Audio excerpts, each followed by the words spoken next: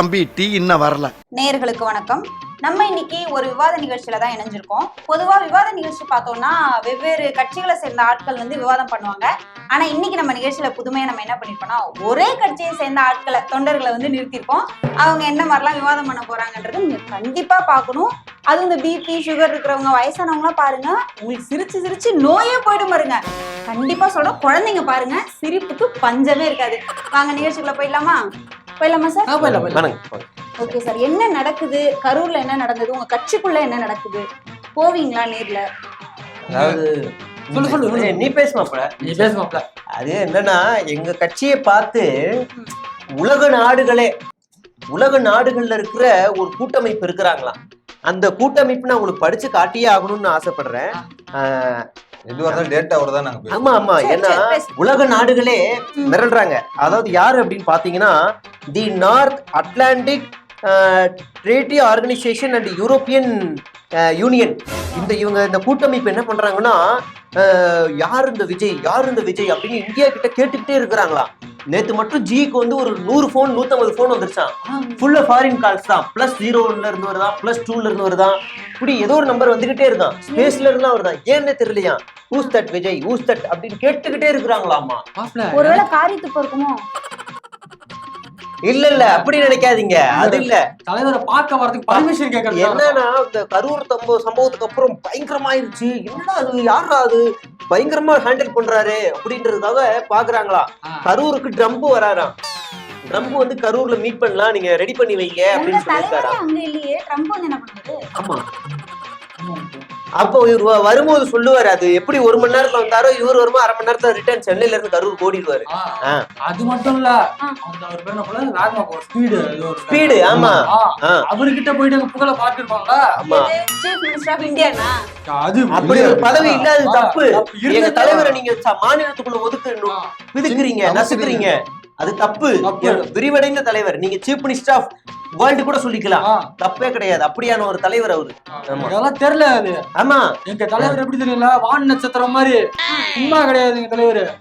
ஒரு 10 நாள் மட்டும் மின்றது கம்மியா இருக்கு. அது மேகமூட்டத்தினால அவர் மழை நாள் அந்த நட்சத்திரம் தெரியாம இருந்திருக்கான். அதுக்காக அவர் வீட்டுக்குள்ள போய் பதுங்கி இருக்காரு அப்படி நினைக்காதீங்க. பதுங்கிறது எதுக்கு? வாய எடுத்துக்கு தான். ஆமா, 1 வருஷம் பதுங்கி இருக்கீங்களா? எப்ப எங்களுக்கு வந்து வேட்டை கிடைக்குதோ அப்ப நாங்க வந்து ஆமா, சிங்கம் தான் சும்மாவே இருக்கும். இங்க பாருங்க மேடம், 2 பேருக்கு நடுவுலதான் போட்டியே. ஒண்ணு ஜனநாயகன், இன்னொன்னு பராசக்தி, 3வதா ஏதோ ஒண்ணு வருதாமா. வரட்டும், அப்புறம் இருக்கு எங்களுக்கு என்னன்னு காட்டுறோம். ஆமா, சும்மா இல்ல, வய தெரிக்கும். சரி, அதெல்லாம் விடுங்க. உங்க கட்சியில மாவட்ட செயலாளர்கள்லாம் இருப்பாங்கல்ல, அத பத்தி ஏதாவது பேசணும். அவங்கள பத்தி இந்த ராமநாதபுரத்துல மாவட்ட செயலாளர் ஒரு அக்கா இருக்காங்கல்ல, அவங்கதான் மாவட்ட செயலாளர். ஆனா அவங்க இல்ல. என்ன சொல்றீங்க? புரியுற மாதிரி சொல்லுங்க சார். அவங்க புருஷன் இருக்காருல்ல, அவரு தான் மேல்பார்வையில எல்லாமே பண்ணுவாரு. அதுல யார் யாரு செயற்குழு தெரியுமா? மாவட்ட செயற்குழு, அவர் பையன், அவர் பொண்ணு, அவங்க அம்மா, அவங்க அப்பா, தங்கச்சி புருஷன், எல்லாருமே மாவட்ட செயற்குழு. இதை நீங்க குடும்ப அரசியல பார்க்க கூடாது, கூட்டாட்சி தத்துவமா பார்க்கணும்.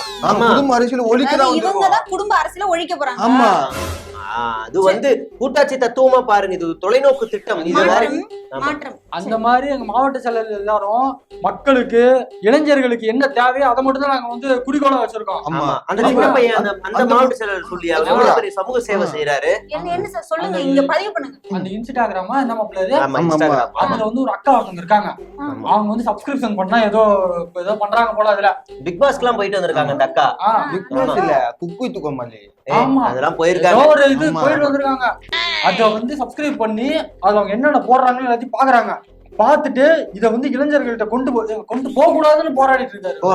அவர் அபிஷியல் ப்ளூ டிக் வாங்கின ஐடியில இருந்தே அவர் பாக்குறாரு. ஒரு மாவட்ட செயலாளர் எவ்வளவு ரிஸ்க் எடுக்கிறாரு பாருங்க. அவர் அபிஷியல் ஐடியில இருந்தே ஒரு அக்கா வந்து சப்ஸ்கிரைப் பண்ணி காசு செலவு பண்ணி பாக்குறாருன்னா அவரோட உன்னதமான ஒரு உழைப்பு இந்த சமூகத்துக்கு நம்ம புரியல. இன்ஸ்டாகிராம் தான் கட்சினே நினைச்சு இப்படி பண்ணிட்டு இருக்கீங்க. அது மட்டும் இல்லங்க, இங்க பதவியை தக்க வைக்கிறதுக்கு எங்க கட்சிக்குள்ள எவ்வளவு போராட்டம் நடக்குது தெரியுமா? ஒரு முக்கியமான மாவட்டத்தோட கிழக்கு மாவட்ட தலைவர் அவர் வந்து பதவி வேணுமா, என்ன ரீல்ஸ் எடு, போஸ்டர் விட்டு அப்படின்னு சொல்லி சின்ன பசங்க எல்லாரையும் மண்டைய கழுவி. பதவி எல்லாம் இருக்கா உங்க கட்சியில? அதுக்குதான் காசு கொடுக்கணும்ல. இல்ல காசு கொடுத்தா பதவி கொடுப்போம். ஒரு மாவட்டத்துக்கு 4 மாவட்ட செயலாளர் போடுவோம். ஆமா, அப்படியே சார் கரூர்ல இப்படி நடக்க விட்டீங்க? இத்தனை மாவட்ட செயலாளர் பண்ணதே மாவட்ட செயலாளர் தானே. அது மொத்தமா எல்லாமே பண்ணி நாங்க எல்லாரையும் பண்ண வச்சு 3-4 கோடி வரைக்கும் சுருட்டி இருக்காரு அவரு. கஷ்டப்பட்டு வச்சிருக்காரு. அது மட்டும் இல்ல, விஜய் ரசிகர் மன்றமா இருக்கும் போது ஒரு ஆள் உள்ள இருந்திருக்காரு.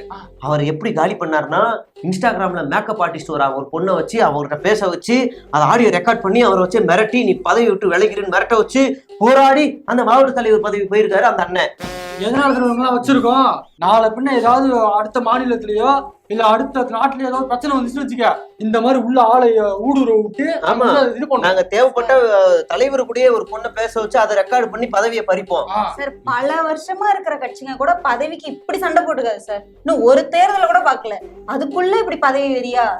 நீங்க கரிஸ்மாட்டிக் லீடர் அப்படி முடிவு பண்ணாதீங்க. அவர் வந்து சாதாரணமான ஆள் இல்ல. நீங்க பாத்தீங்களா, ஏன் இப்ப கூட அவர் வெளியில வரல? இப்போ கரூர் சம்பவம் முடிஞ்சு போச்சு, ஆனா மழை வெள்ளம் எல்லா இடத்துலயும் தண்ணி தேங்கி நிக்குது. இன்னைக்கு கூட ஒரு குழந்தை இறந்துருக்கு. ஏதாவது ஆளுங்கட்சி எடுத்து பேசினாரா? ஏன்னா அவர் வந்து கரெக்டான நேரத்துல பதுங்கி இருக்காரு. மகன ஒரு நேரம் கிடைச்சிச்சோ அவ்வளவுதான். பாத்தீங்களா பாத்தீங்களா ரிலீஸ் ஆனதுக்கு அப்புறமா ஜனா இவங்க அப்பா வந்துருவாரு. அப்படி கிடையாது, ஒரு சிங்கம் இருக்கு. அந்த சிங்கத்தை வந்து ஆக்டிவ் ஆகணும் என்ன பண்ணாங்க, இங்க ட்ரில் மாஸ்டர் வந்து கொன்ன உடனே சிங்கம் பாயம். ஆனா அந்த ட்ரில் மாஸ்டர் புஷியே வந்து இப்ப நீங்க அறிக்கை விடாம இருக்காரு மலைக்காக. எதுக்கு எல்லாம் அதெல்லாம் சொல்லக்கூடாதுங்க. அது வந்து சஸ்பென்ஸ். ஆமா, உங்களுக்கு தெரியுமா, ராகுல் காந்தி வந்து கரூருக்கு வராராம். நீங்க இங்க வந்துருங்க, நம்ம 2 பேரும் மீட் பண்ணி இதை எப்படி சால்வ் பண்ணலாம்னு பேசலாம்னு சொல்லியிருக்காரு. 3 மணி நேரம் தலைவர் கரூருக்கு போவாரா? ஒருவேளை அது உண்மையா இருந்தா அது வந்து போவாரு, வரட்டும். அது வெயிலா மழையான்னு பாக்கணும், அப்புறமா தான் நாங்க அது முடிவு பண்ணுவோம். அதெல்லாம் அப்படி எல்லாம் எங்க தலைவர் விட்டுற மாட்டோம். மழை வெயில தாங்க கூடாது பாடியா அது என்ன நீங்க அப்படி பேசி குளிர் காலம் வருது. ஆமா, நல்ல எவ்வளவு வயிற்றுச்சல் தெரியுமா? கரெக்டா அந்த ஊட்டியில மட்டும் 2 நாள் போட்டிருந்தாரு அந்த ரூட் மேப் படி. அதுக்கு முன்னாடி இது நடந்துருச்சு. இங்க யாரும் பாவம் ஒரு குழுக்குன்னு இருந்துட்டு வந்திருக்கலாம். அந்த சுற்றுப்பயணம் எல்லாம் கண்டினியூ ஆயிருச்சுன்னா இப்பவும் ரூம்ல ஏசி ரூம் தான் சார் குழுக்குன்னு இருப்பாரு. இப்ப நான் வெயிலியா கஷ்டப்படுறாரு. ஆமாங்க, என்னங்க கஷ்டப்படுறீங்களா? உங்க பாலவாக்கத்துல எவ்வளவு கஷ்டப்பட வெயில குழுக்குன்னு இருக்கு. சரி, கொஞ்சம் வெளில போலாம்னா பட்டினமாக பொருள் அவ்வளவு வெயில் மாப்ள, அவ்வளவு வெயில். என்ன சூரியன் நினைச்சிட்டு இருக்கீங்க? அந்த சூரியன் யாருது? உதய சூரியன். அவங்க வேணுங்கனே பழி வாங்குறாங்க சூரியன் வெயிலுமா.